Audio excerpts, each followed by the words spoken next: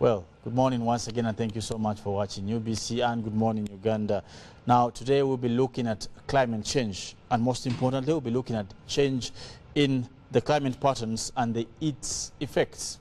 Now, the beauty is that we've been doing, one would say, and some time back when we had one of our specialist guests here in the studio, we did talk about the level of speculation.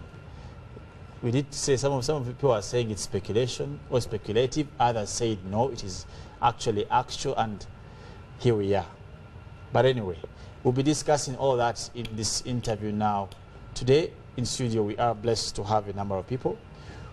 Of course, my usual suspect, Robert. Morning again. How are you, Robert? Robert seems to be most discontented with the rain, actually, with the absence of rain, because they called it the March to May rain pattern or something focus. like that. Focus. Yeah, seasonal Good. focus. So we had no rain almost in March. And no rain They in said April. the peak would be in April. We almost didn't have anything similar to the peak, or even next to the peak or below the peak. Anyway, and now we are the beauty is that we May. do have them in studio. But now I guess that is Patrick Uganda. You're very much welcome. The seasoned journalist, and of course also a person with great information on climate. And Thank you very much. Yes. Good morning, ladies and gentlemen, all out there. We're glad to be here to discuss this very important topic that has almost made everybody scratch their heads. Sure. What's going on? What went wrong? And gladly in the next hour or so, we shall unravel and have a good discussion, which is quite informative. Wow, lovely. And of course, Molen, the one who brought the peak news. But anyway, from the meteorological department. Yes, thank you very much. Glad to be here. Thank you for having me. Good morning, everyone. And it's always a pleasure to be here and discuss some of these issues. Actually, the fact that you started up with that peak of what is happening with our seasons, it's good to show that it's important for us to be discussing some of these issues, because they are a great concern for everyone in the country and everywhere. Yeah. Okay, now I'll start with Mr. Luganda here. What is the climate situation in Uganda? It seems to be not known for some of us who are lay people in those kind of expertism and all that. Are we having a change in patterns? Are we having what would you call it? In the normal circumstances, this is supposed to be the long rain season. March to May, ordinarily, even from historical, from a perspective of history, farmers will tell you this is the best season. Meteorologists will tell you this is our long rain season. And this is true. And every season, before just every season, climate experts come together and they forecast how it is going to perform, the rain is going to perform for the season. And we have the March, April, May season, which I think, Eble, you got it and it was broadcast. And it started quite well, as expected. We expected it to rain. Actually, the meeting took place in here in Entebbe, and it started raining on time. Then some observations were made by meteorologists, people who actually look at the weather all the time. And they started seeing some activity in the Indian Ocean, which was a cyclone activity. Ordinarily, cyclones happen in the Indian Ocean, but they rarely get to land. They just, dissipate. They lose their power around Madagascar and they stop. But this one, as observers were seeing it, and as we were starting to get our rain, coincidentally it became much, much stronger. Now, according to the meteorologists, and my sister will tell you more, when a cyclone activity occurs, there are differentials in pressures with the neighboring areas. And now this time, it is said, and it is the truth, that the rain that was destined for the East African region, coming with the monsoon trade winds, was sucked by that cyclone activity around Madagascar. To such an extent that because it got more moisture, which was destined for here, it became stronger, and for the first time in very many years, at a fantastic speed of almost 600 kilometers per hour, it hit the Mozambique mainland. Zimbabwe around there. And Mozambique and Zimbabwe later on. So most of the moisture that was That's a cyclone Idai. coming to us, Yeah, cyclone Idai. Yeah. it sucked the moisture. And it disturbed the whole movement of winds, because wind is the primary transporter of this rain. So this time what happened, we got, let's say, we got our rain diverted. But when that activity subsided, that is around mid-March, towards the third week of March, so there was a spell of, dry spell of around 2 weeks, the activity of rain started slowly coming back. But remember, most of it had been dry. It's like milking a cow that had already been milked. Wow. So as we speak now, we've got more activity coming up. We've got rains, but they are not as good as they should have been. They've come late. They've disturbed the whole season. But remember, it is March to end of May. So what was supposed to be the peak of the rains, we did not actually get the peak because, you know, our milk had been already diverted. But it's not as bad as it would have been, especially for some parts of Uganda. We've got some rain. We can still rescue the farming season with rapidly fast-growing crops. However, the rest of the greater Horn of Africa is not so well off, including our northern parts, northeastern parts of Uganda, Karamoja, and some northern parts towards the Sudan, parts of Kenya, northern Turkana up to Wajir, parts of Ethiopia, parts of Somalia. We are not well off. We have about 3.5 million people in danger and in need of food support and emergency support. This is a reality. But it's not that the scientists got it wrong. Because as soon as they started seeing another activity, they started saying, look, we're having this activity. The problem is the communication of the changes in those patterns does not come as frequent as we would like it, because the media normally reports the beginning of the season and then they sit back. Okay. Well, now, having said and given that very, very good background, I now want to ask Maureen that how long, what would be the effect of what Mr. Uganda has explained? What is the magnified effect of this? Okay, I'm happy with the way he was explaining the fact that our rainy season got interrupted by, of course, the occurrences on the Indian Ocean. And yes, I'll also make it clear that we still have the March to May rainy season. This is something that doesn't change.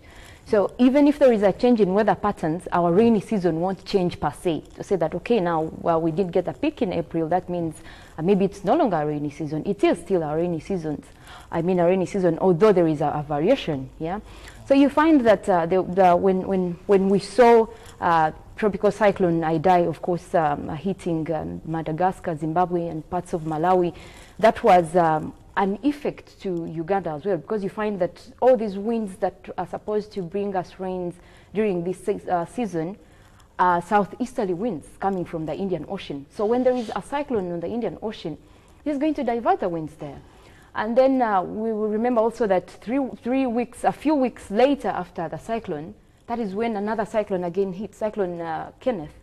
So you find that this was, actually it's the first time ever since a satellite level for us to see occurrence of such strong cyclones over the area. And for the first time actually extending up to East Africa. The recent Cyclone Kenneth, it was the first time ever since 1959 to see a cyclone come as close to the equator as that. Because scientifically, a tropical cyclone cannot form close to the equator because of the Coriolis force, the forces that are supposed to render to ensure that the cyclone forms.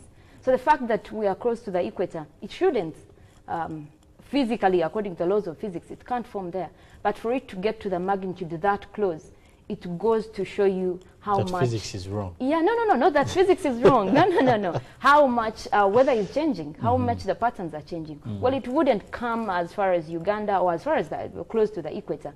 But you will find that, for example, Comoros, where it actually hits, is almost 11, 12 degrees in latitude. So you will see the effects that we had. Actually, when it is that close, then we get a few rains, because then if the winds are coming close to southern Tanzania, there was some flash floods in southern Tanzania, and also at the time we were also having rains. But then with the other cyclone that was quite far, all the winds were going there. So that was a problem to our rainy season. And it was an effect, of course, on the agriculture sector. A lot of people depended on the rain. Sure. For planting, and like you said, when we were here last time, we were talking about the peak of rainy season for people to prepare. But as these occurrences kept on coming, we tried as much as possible to inform people that, okay, this is what is happening, and the rains that we really expected to have in Uganda, we can't have them because of the occurrence on the Indian Ocean. And we saw also the effects it was giving to our brothers and sisters in Mozambique, and also the surrounding areas. So yeah, it really did affect us as well. Just to get Mr. Luganda, who is also a farmer as well. Now these events are happening. The cyclone is happening to a bigger magnitude. And Molin still says our season has not gone away. We've just had rains reduce. But where does this put the future of a Ugandan farmer, where majority of us depend on rainfall-fed agriculture? You know, because we are not sure if this is the end of a cyclone of such magnitude. There could be an reoccurrence, still at another rainy season. That is where the farmer picks us through that. There is a tendency to believe that the science that is given is gospel truth. It cannot change. That it's going to rain. Therefore, if it doesn't start raining, but the change, the climate change patterns globally are having an effect on what used to be normal. It is now as if we have to pay more attention to the scientists, what they're saying, not have less confidence. Actually, now the more need for us to pay more attention and have more regular production of new products from meteorology, climate services to inform us. We need actually more information now. Actually, the scientists now need to work harder to give us shorter intervals between forecasts. We used to have a forecast lasting 3 months, March, April, May, and it was comfortable. But now, we are seeing an increasing need for updates almost every other week. We have to get the information. The lack of certainty now is... Yeah. Now that uncertainty of what is going to happen is the biggest challenge in climate communication, particularly to the public. Because things change, and if you take 1 month without updating information, the farmers will continue with what you originally gave them.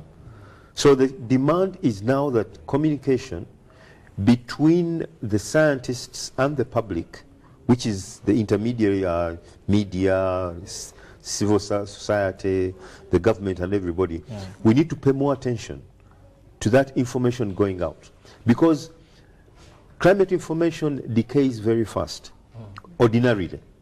But the seasonal forecasts have been really steady. The general trend could be followed. But because of climate change, science now is stating that there will be more flooding, at the same time more droughts, and the other is that you have more dry spells within seasons. And this is exactly what is happening now. A dry spell within a season is not unexpected in the climate change scenario we're having.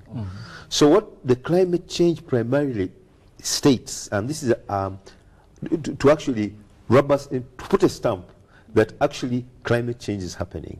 One of the issues is the change of climate. So a seasonal climate forecast is supposed to be that ordinary forecast that was normal. You'd plant on 15th March or whatever, you have all the planting done, you weed, by June you're harvesting. But that's not a certainty no more. because the global circulation of air, moisture, and what other complexities have changed, mainly global warming, green gas effects, and all this, which is more complicated. But in simple terms, it is not, do not run away from the science now. Sure. Let's get the science closer. Pay more attention to it. Because many times people get information in March and they go ahead and do their work. They say it's going to rain automatically. That is not a given now, especially in the tropics, where we have rapid change of weather patterns influenced by the equator, movement of winds, heat, and all these things. So the farmer should pay more attention To the information. to information that is coming out. Luckily, I am the executive director of NECJOGA, which is the Network of Climate Journalists in the Greater Horn of Africa.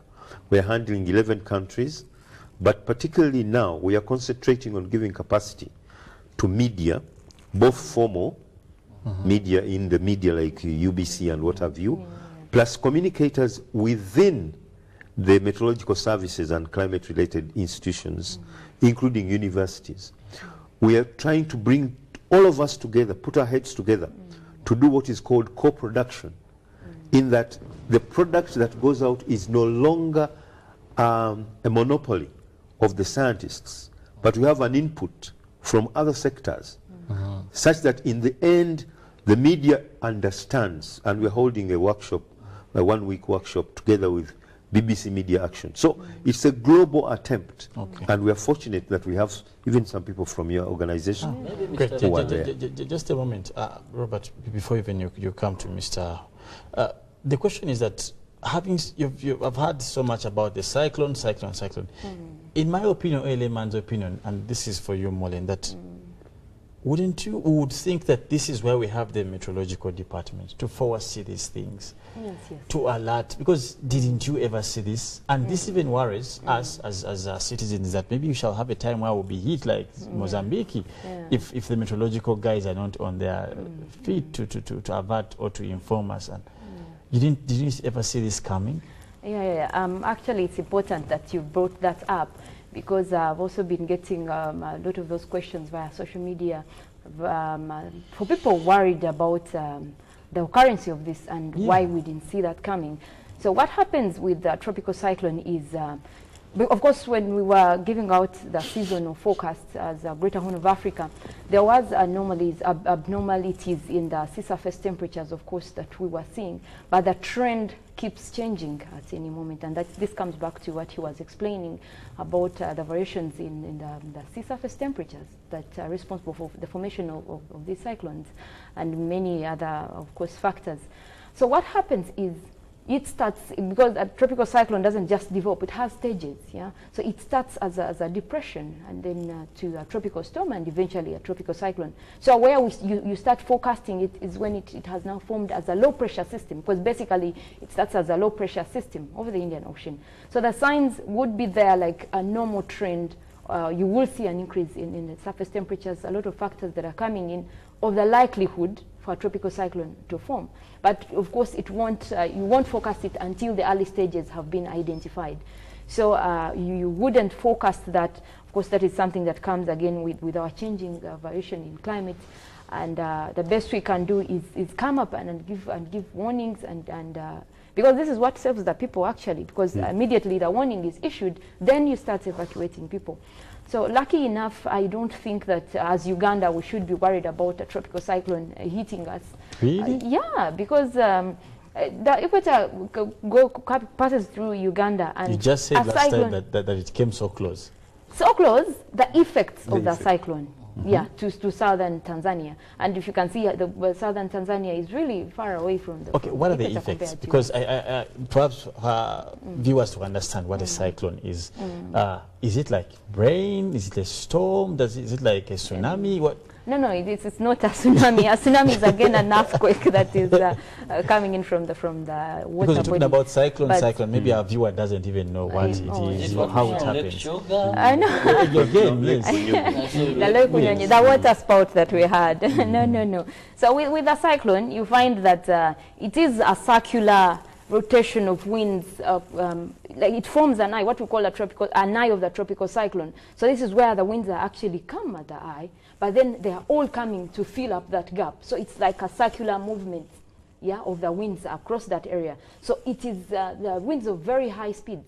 Yeah. So in this rotation, you find that this is where now it is circulating, and all this water, all the moist winds are coming here. So this is the water. So when it keeps moving from categories, before to explain the categories, that might take us a lot of time. But then as the categories grow up, as it grows to the next category, it also measures the extent of how it will affect people. So you find that the circulation goes on, and when it makes a landfall, all this water from the moisture now that is coming to fill in the eye is what is causing the flooding, is what is causing the destruction. The strong winds that are coming to the cyclone now are the ones that are affecting the area. So basically that is what forms. Exactly, Maureen. But for the listener or the viewer, look at those things in Luganda or Muzimu. Those small Muzimu. It starts as if it's a joke because of the differentials in pressures. Now, the ideal condition is for it to form, is for surrounding pressures to be really different from this one. So it's like sucked there. It starts like a small wind, and many times it dies off. At an early stage. Yeah, at an early stage. It dies off the way these things die. You sit in, and they say the old people have come, they are dancing around. But when the condition is right, more and more moisture comes in, and it gains velocity. It becomes really very fast, then it enlarges, and then goes up. It first does that and gains strength. Then when it starts moving, again moving because of the different differentials in pressures, and it moves, God forbid if it comes to the land. But the good thing is that the observation systems are very strong, and the early warning is the reason why we didn't get so many deaths in Mozambique and in the next one, Kenneth. Because it hit Mtwara, which is the port in Tanzania, which is near towards Maputo, towards Mozambique. And the fear was it could go up, but because of the equator, you know, the equator also has a certain rotation that prevents winds going in different directions. So if the wind is coming from the top, the rotation of the equator normally pushes it up. And if it's coming towards below the equator, it is pushed down. That's why we say that it can't occur in the equator, because the equator rotation, which is constant, makes the winds go like that. That's why you have the monsoons, the trade winds coming in, and then they become southeasterlies or whatever. So that is important. But what you are asking, sir, that what should we worry? Yes, it's the cause of our rainfall not being normal. It creates abnormalities in our systems that affect our patterns of work. Okay? So for national planning, if the planning authority, through feeding from government departments, wanted so much money to carry out such investments, they could be affected because what is predicted is not happening. Then at the individual level, people take decisions. Should I buy fertilizer? Should I buy this one? Should I do this expansive? What enterprise do I get? So, yeah, there's that effect. Mr. Luganda, in climate change communication, there is a term you use so much, which is adaptation. Adaptation. You know, and I always hear you urge farmers that we must find methods Adaptation. To this. Now for Uganda's case, we have many of our farmers are peasants. The president is going around campaigning for commercial agriculture, and the weather is not in our favor. How do we adapt to such changes as farmers? First of all, not many farmers actually pay attention to the climate information, unfortunately. Unfortunately. Because climate information should be a real parameter of production, a strong one. It should be as important as seed, as land, as capital to invest in labor. But many people, individually, neither do they take scientific information, neither do they have access to traditional climate forecasting. So it's something that we're pushing to be a common denominator in the production cycle. Because primarily we are rain-fed agriculture. Even if we wish it not to be, irrigation is expensive. Then even if you are going to irrigate, you need advanced information on the rain patterns for you to be able to get the water, to dam the water. Even big projects like the irrigation hydro dams, they are not using enough hydromet and meteorological information to plan for generation of power. They need to factor that as a constant, a denominator in all activities. Even the National Planning Authority, even the Bank of Uganda, surprisingly, even if the forecast has been made, they wait until the calamity has happened, then they describe why we did not gain the percentage points of economic growth and relate it to the drought. Yet they were warned they should have taken some action to mitigate. And that's where we drive into the adaptation. So organized, consistent adaptation information is necessary. Because once the farmers know, they're using their historical knowledge to do adaptation. Which has changed. Also it has changed. It has. It has also changed. We no longer use that indigenous knowledge like people used to depend on, because now they knew their patterns and My grandmother would look at clouds. yeah, and they would know, okay, this is what is going to happen. This is what I can do to actually cope with this. She would But see grasshoppers and say, hey, now the time that these grasshoppers and this is going to happen next. And the important thing with indigenous knowledge is that it was also science-based. It is science-based. It is a study of the environment around you. You study animal movements when certain moisture is either high or humidity or drought. Certain snakes move in certain directions, birds move in certain directions, The frogs animals do that cry. Then when you cut certain, you destroy certain forests where these animals have a habitat, then you find that you are destroying the ecosystem, and the ecosystem can no longer give you the signs that you used to read in order to make a forecast. Okay. And with indigenous forecasts, you can only be made within the radius which you control. You cannot say you are in here, just around Kampala, Chadondo, and you make a forecast for Bururi.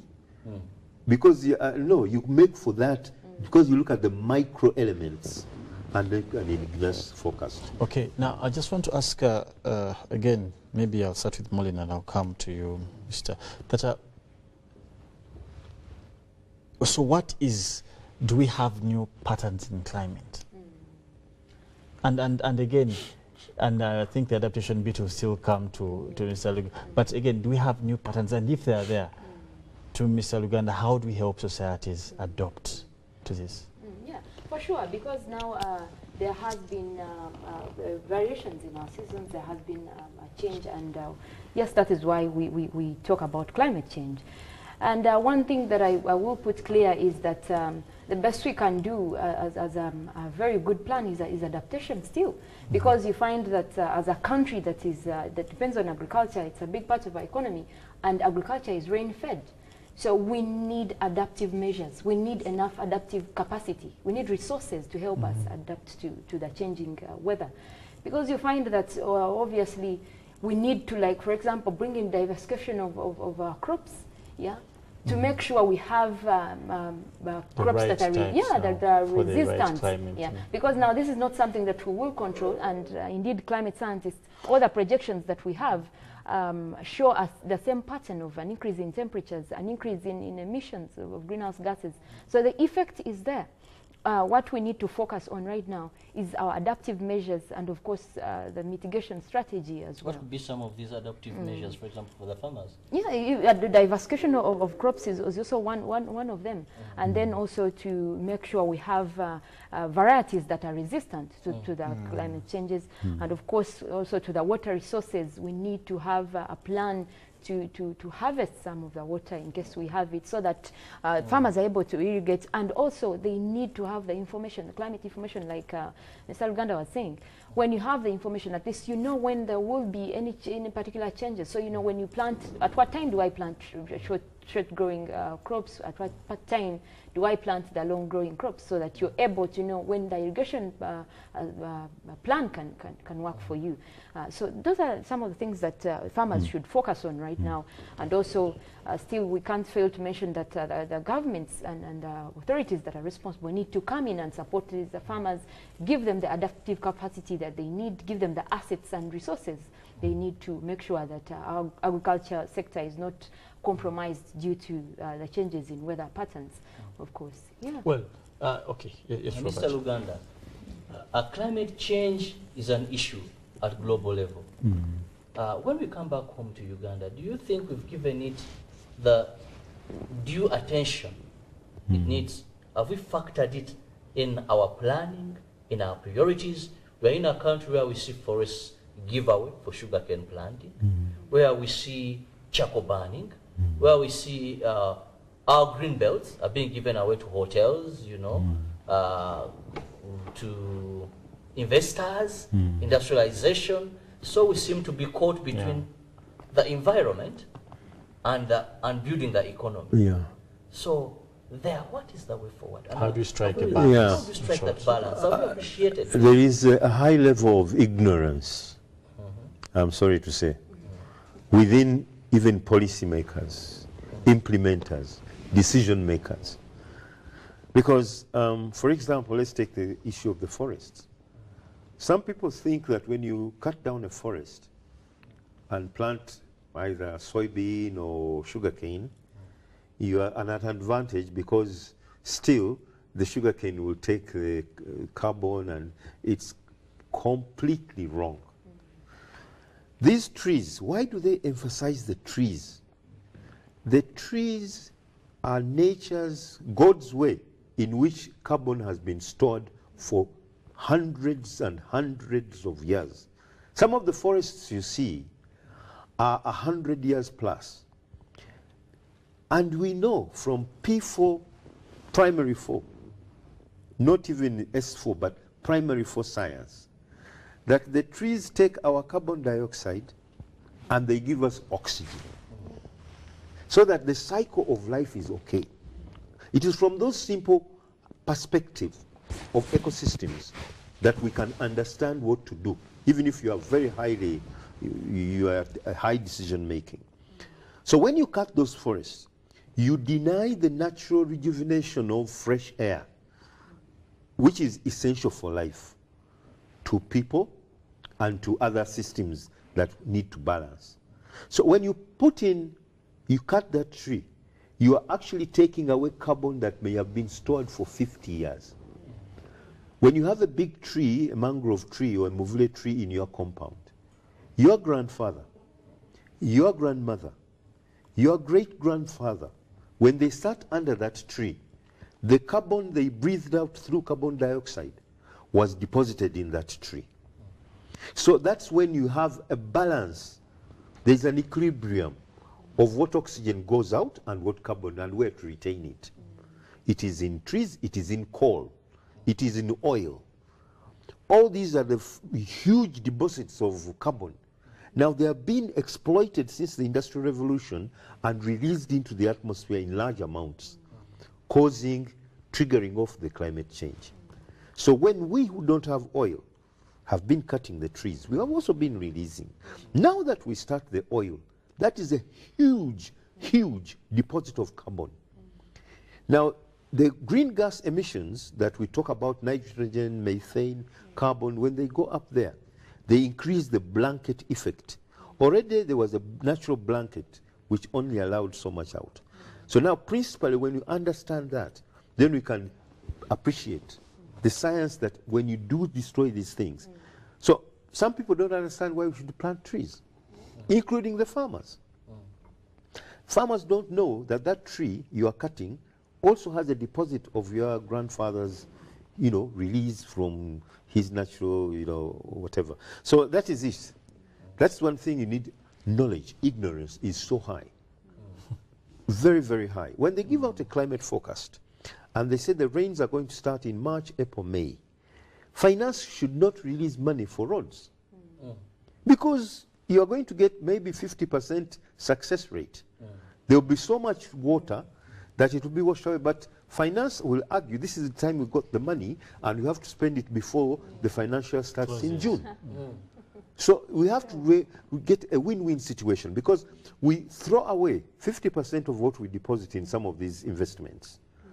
You have people who are dying to build skyscrapers all year round, including and they collapse, right? It could be wrong mixtures, but also the moisture is too much and it cannot dry in time.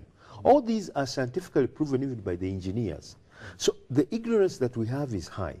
For a farmer to make a decision without information, he makes a blind decision that he now remembers, people are planting, let me also plant. But he does not have that internal decision to sit with the wife and children and say, we should not plant beans, or we should plant in this sequence. Because even planting crops in sequence is an adaptive measure for you to beat the climate change. We know beans take 60 days. Okay, maize takes 90 days. Good. Bananas take 9 months. All this is information that is required for you to make a decision, and that way you can adapt, not copying what others are doing. And then you find, if you give a forecast for Uganda, it's only useful if the person in Karamoja can interpret for themselves and Arua can interpret. They cannot all have the same action because, you know, these things are different as you move.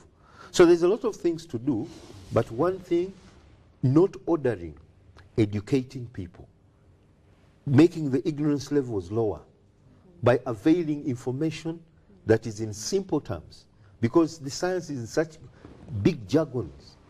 Above no more, below no more, El Nino, La Nina, all these Indian dipole and Pacific, Central Pacific, whatever. But we can't make it known to everybody at the same time. We've got to go slow. Okay. It's a process that should even be supported. One appeal I'm making is that these things are not arrived at by the meteorologists sitting and thinking on themselves. They need observations. In Uganda, we had more than 1,000 observation stations spread out through the country. Wow. We now have less than 200 functional observation stations. Now, do you expect, because the more dense the observation network, the better the program that will come out. Now, if you have, in Namulonge you have one, in Entebbe you have one, then you have one at Makerere, then the other observations are being, you need stronger networks, more dense networks, you need radar, you need all these instruments. Right. And then you need a knowledgeable meteorological department. Kenya has at every county a meteorological department officer. That way, they have I think 41 who are scattered all over the country. Uganda does not. Our meteorologists sit in Luzira at the headquarters. The other ones sit at the National Meteorological Center, Observation Center in Entebbe. Now, the observation stations are manned by volunteers. No, maybe a little bit of correction there. In fact, even as you correct this, Maureen, I would want, because Ndugu Luganda did make quite a very important point about information. He did. And this is where we're having biggest of challenges. What is the department doing about information? Because honestly, it is holding people back so much. As you clarify on what my colleague just said. Well, I like that he pointed out the fact that, of course, there are challenges in us having a diversity in stations across the country. But again, just a little bit of correction there. It is not that our meteorologists are just seated in Luzira, like you're saying, and in Entebbe. No. Maybe a lot of people are not aware of this, but even recently, we've had a lot of automatic weather stations that are distributed across most areas that we are unable to reach to. Because how many are these, Molly, if you may know? I might not know the number right now, but at least I know that a lot of stations that were unable to, because now you will find that maybe in the word automatic. Yeah, automatic. An automatic weather station is a station that is installed and can generate information on its own. So it has a server installed somewhere that you're able to notice the wind, the changes in winds. From Luzira or Entebbe? No, not from Zira or Entebbe. The server should be at least within a station that is able to access that network. And again, we have stations across most areas in the country, and we have meteorologists running the stations. Yeah, not volunteers, because I think maybe that was way back. Maybe he might remember from a time way back. But ever since we became Uganda National Meteorological Authority, this was phased out. We don't have volunteers running stations. So there's a new law that establishes the authority. Yeah, as an authority, you cannot run a station with volunteers. How many stations are there, if you may know? We have more than 100 stations in the country, I should say. Which is bad enough. It is not bad. In comparison to the 1,000 that he mentioned in a perspective that if he says, like, for example, in Kampala, we might need maybe 5 stations, yeah. But again, having a station at least in Kampala is good enough, because we do not base on not only surface observations to make a forecast. A lot of what we use models. We use a long time the climatology of the area. So the issue with us not having enough weather stations in a particular area does not, it poses a challenge, yes, but it doesn't mean that it renders the whole system really not having enough capacity to make forecasts. Because you will find that, for example, even in Kotido, we have a weather station in Kotido. This is far up. You know what the challenge is, Morgan, and I relate with where he's coming from, that being a farmer, myself, and there's so much disjointment from you guys. Actually, some farmers don't even know that you're there. And it's very unfortunate. Yet they're the people who should be, they should know. They even should have like a program on TV or radio. And this is where hold on everyone. I want to mention this. Lucky enough, UBC, we do daily forecasts every day. Exactly. Yeah, and this is something we've emphasized over the years. We cannot give up the daily forecast, and we do. Of course, you've invited people here over time, and I should say, everyone we release a seasonal forecast, this is translated into local languages enough, and we distribute this to radio stations. We have a collaboration with the media. It is probably the fact that maybe the media doesn't reach out so much, but for example, we have had an understanding with the National Broadcasters Association, National Broadcasters, and we give them forecasts, even 6-hour forecasts that they're supposed to pass on to the radios, and they do, except like it still comes back to his point, the ignorance of people to, I don't want to use the word ignorance, I don't want to use that, so they are not appreciative enough to pay attention to this information, but this information is out there, and I'll not ignore the fact that yes, probably there is a challenge in making it reach to everyone, because not everyone will be able to have a TV set and watch UBC or even listen to the radio. Actually, you are very, very correct. Yeah, but this information is given out there. One of the biggest problems, I state it from a global perspective, because I've been privileged to at one time lead the expert team on user information globally. Africa, in general, Regional Association 1, has the biggest deficit in information. Not because they want it to be that way, but because of breakdown in observation systems, which are the traditional observation systems are still the very crucial systems that WMO would recommend. But having said that, the problem is funding of these activities is not forthcoming by many governments. One, saying somebody is ignorant is not a crime. If they don't know, they don't know. Because of the ignorance of what across the board, of the relevance and of the importance. Yes. Because it's only when you explain that if this is not there, this is not done, this is done, or whatever. Secondly, funds at the central distribution point, you have to be bold enough to say what you need. But because many of these organizations, National Met Services, have to balance, I can't shout for money because I'll be seen as if there are other priorities. So we need a lot of work to be done. You see how intricate it is. Giving a seasonal forecast is very good, and it is very, very appropriate. Relevant, yes. But then, about follow-ups. If you make follow-ups, what is the distribution channels? How are they going to get to the farmer? Because the getting to the farmers, now we have a voluntary system. You make, then other people volunteer to take it down. And we've known this. Some people at national, district national resource officers get the thing, and they keep it. I'm yet to know if we have really like a Kenya type of meteorological distribution system, which is what we should strive to have. And I don't think it is a crime for us to say this is a deficit.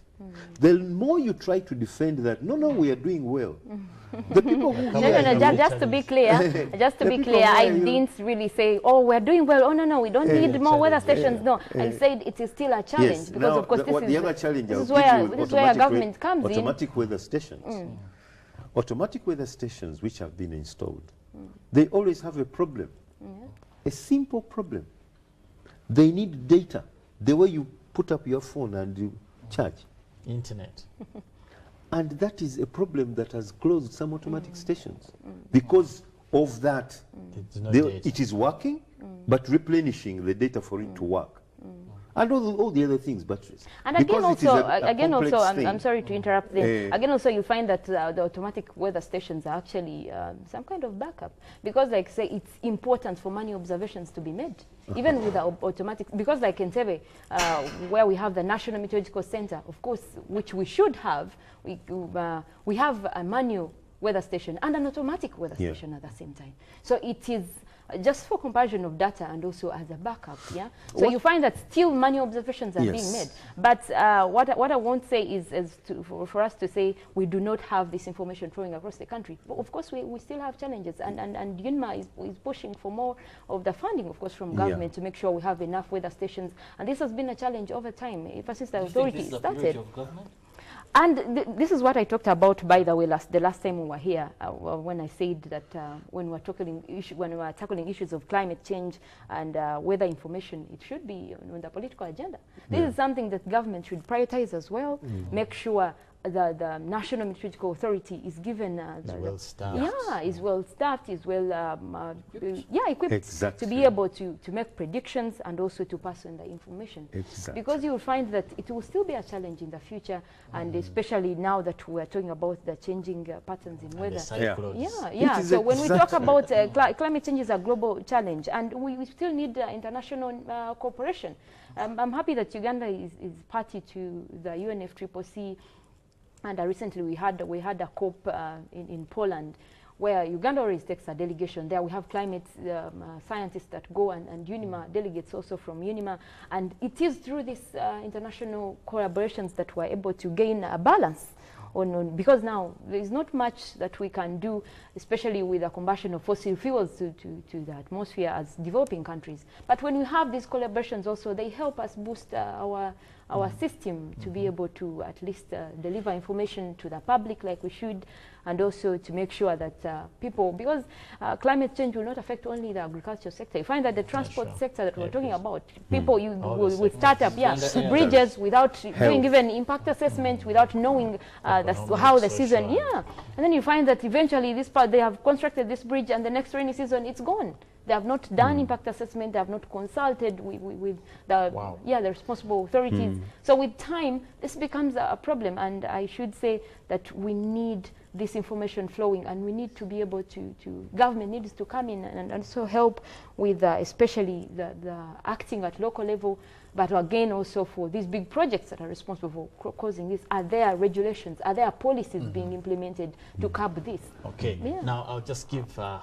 20, we'll run out of our time, but I'll give Maureen to conclude in a minute, and I'll come to Mr. Luganda, then we shall wind up. But thank you so much. I think it's quite been informative. Some of us has been schooled.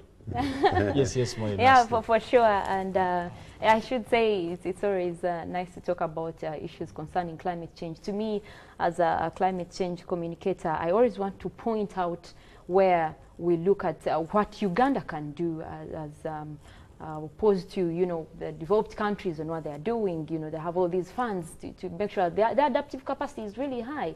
But again, I should say that we should listen to information concerning the changing climate. Let's not sit there and complain, oh, our rains did not come, our weather has changed, what are these UNIMA people doing? No, let's focus on what is causing this. Why are our rains not coming? Yeah, there is something that is triggering these changes in weather, and if planting a tree really helps, please do plant that tree. And even when you're planting crops, there is what we call windbreakers. Still plant these trees in between your garden. Make sure there is a tree, there are some trees at least, you know, so that you're able to at least trap some of these gases. And also, I think for the projects that are coming up to start up, like industrialization, there should at least be regulations and policies, or even like the carbon taxes is one of the strategy to make sure at least there is not a lot of pollutants to our atmosphere, so that we're able to regulate our environment. And again, I want to thank everyone for tuning in and to give us the time. As always, it's a pleasure to have this discussion. Thank you. And of course, a minute from Mr. Uganda here. Actually, I would like to appreciate UBC for bringing up this topic, but I would like to request that you make it more frequent. That's sure. It is a complex, wide issue. And as here, you may think that, you know, we are knocking heads, but we're actually speaking about things that need to be addressed. One of them is taking this climate issue to the rest of the economy, because every single sector is affected. And every single sector must be talking about this. The youth, agro-industrialization, tourism, infrastructure, everything. If you did the right adaptation and mitigation developments, that's the mitigation by government, through policies and, you know, linking with the international organizations, and adaptation, the action that individuals can do, aggregated and well organized. The economic returns are so immense that even if you did a fraction of investment into making things work right, you'd get a lot of profit. I think we should look at it, the economic benefit of intervention. Because right now, we're depending on UNCC, WMO, these, and they are, you know, throwing a few dollars here and there. Some of it is experimental, trial. It is good, but we don't have even the money to push it. After the project ends, it stops there.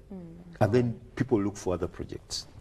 So whether it is reparations for the climate change cause, whether it is whatever, we do need to take this thing by the horn ourselves. Take it serious. Be frank with ourselves, develop sector plans that are understandable, that are achievable, that are, you know, implementable.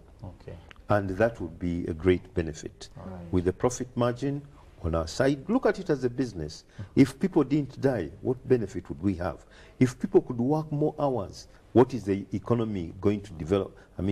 But if it rains and half of Kampala can't work, that is a cost that accumulates over a year, and you can actually qualify it that we are losing so much. If you can just even reduce that, if you can do right drainage, if you can, all these things that are there, I think we need to think as a nation. It is quite a very wide topic. And I think we should do this quite more. I wish to thank the listeners and the viewers. We'll come again. Another time. Surely, we'll be eager to receive you. But thank you so much for also taking time to come and discuss this very important topic. And of course, our viewers, thank you so much for watching UBC and Good Morning Uganda. Now, we will take a break. When we come back, we'll give you a quote for the day, and Robin is also coming to give you the sports updates. Good morning.